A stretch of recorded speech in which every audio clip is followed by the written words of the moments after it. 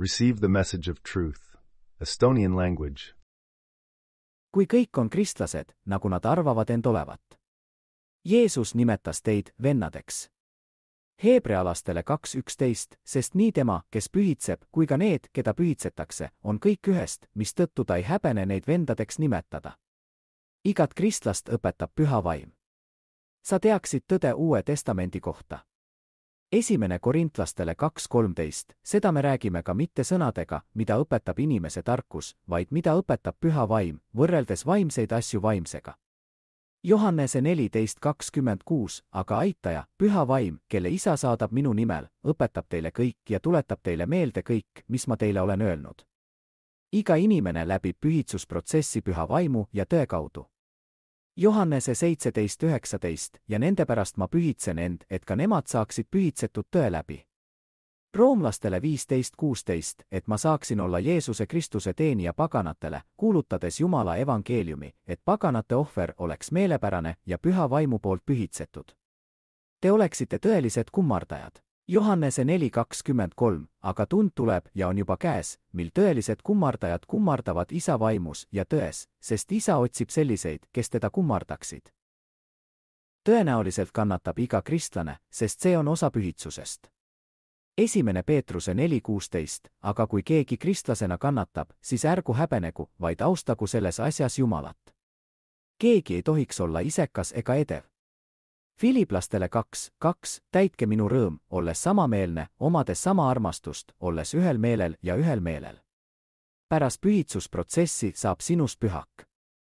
1. Korintlastele 6:19, või kas te ei tea, et teie ihu on Püha Vaimu tempel, kes teie sees on ja kelle olete saanud Jumalalt, ja te ei ole teie oma. 1. Korintlastele 3:17, kui keegi rüvetab Jumala templi, siis Jumal hävitab ta. Sest Jumala tempel on püha, milline tempel te olete. Efeslastele 2:20-22, olles ehitatud apostlite ja prohvetite alusele, kusjuures nurgakiviks on Jeesus Kristus ise, 21, kelles kogu hoone kokku liidetuna kasvab pühaks templiks Issandas, 22, kelles ka teid koos ehitatakse Jumala eluasemeks vaimus. Aga kõik on usklikud, mitte kristlased. Miks? Paljud konfessioonid peaksid kõigile ütlema, et inimene teeb asju omamoodi. Kellegi ei ole tõe vaim. Igaüks näeb Jumalat omal moel, mitte mõista Jeesuse teed. Pastorid ja juhid seisavad oma koguduse ees, nimetades end kristlaseks ja nimetades oma kogudust kristlasteks. Nad ei mõista Uut Testamenti ja neil pole aimugi, milles seisneb Jumala kuningriik.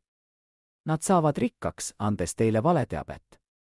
Kristlikud pastorid ja juhid poleks sadu aastaid poistele ja tüdrukutele seksuaalselt kahju teinud ja jätkavad seda ka praegu.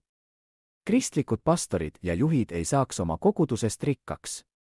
Nad ei saanud raamatuid müüa, sest kõik oleksid Püha Vaimu poolt õpetatud ja teaksid tõde, sest nad on kristlased. Pastorid ja juhid poleks aastaid oma koguduse ja televisiooni jälgijate ees Püha Vaimu teotanud. Luuka 6:39, ja ta rääkis neile tähendamissõna, kas pime võib pimedat juhtida? Kas nad mõlemad ei kuku kraavi? Miks on koguduses nii palju tapmisi ja eelarvamusi, kui te end kristlasteks nimetate?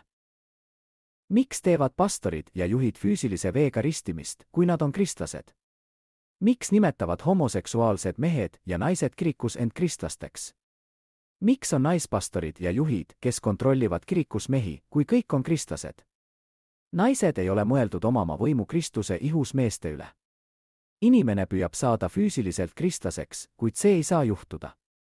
Nagu on öeldud roomlastele 8:8, niisiis ei saa need, kes on lihas, olla Jumalale meelepärased.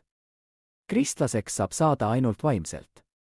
Kristlaseks saamiseks vajate Kristuse vaimu, Jumala vaimu ja tõe vaimu. Matteuse 28:19-20 annab teile kristlase määratluse.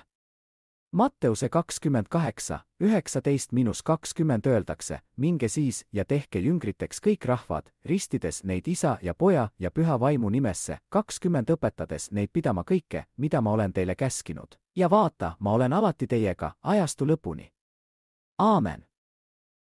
Jumal teeb selgeks, et need, kellel on Jumala vaim ja tõe vaim, on tõelised kristlased. Johannese 4:23-24 öeldakse, aga tund tuleb ja on käes, mil tõelised kummardajad kummardavad Isa vaimus ja tões, sest Isa otsib selliseid, kes teda kummardaksid. 24 Jumal on vaim ja need, kes teda kummardavad, peavad kummardama vaimus ja tões. 1. Korintlastele 2:14, kuid loomulik inimene ei saa Jumala vaimu asju, sest ta ei saa neid teada, sest te võite olla täiuslik inimene, kui annate iga nädal kirikus ja kuulute erinevatesse klubidesse. Te ei austa teid ega austa teid pühakirjadest iga päev inspiratsiooni saamiseks palvetate, kuid te ei mõista enda vaimuosa ega mõista Uut Testamenti. Sul oli pikk eluiga ja lõpuks surid. Inimesed ütlevad, et olete hea kristlane. Esiteks ei saa sa kristlaseks oma füüsilise kehaga. Teiseks, sa pead olema pühak, et käia koos Jumala ja Issanda Jeesuse Kristusega. Jeesus tuleb ainult pühakute pärast.